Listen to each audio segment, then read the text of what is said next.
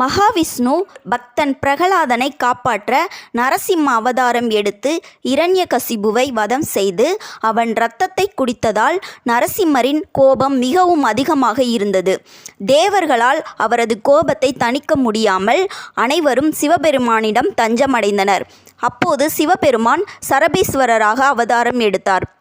அவரது ரூபம் சிங்கம், மனிதன், பறவை மூன்றும் கலந்த ஒரு ரூபமாக நரசிம்மரை ஆசுவாசப்படுத்தினார். சரபேஸ்வரரின் நெற்றிக்கண்ணில் இருந்து வந்ததுதான் தேவி பிரத்யங்கரா.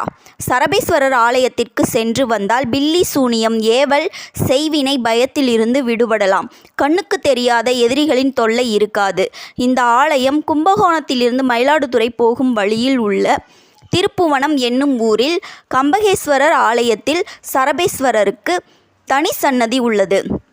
குடும்பத்துடன் சென்று தரிசித்து வந்தால் எல்லாவிதமான பயத்தில் இருந்தும் நம்மை சரபேஸ்வரர் காப்பாற்றுவார்.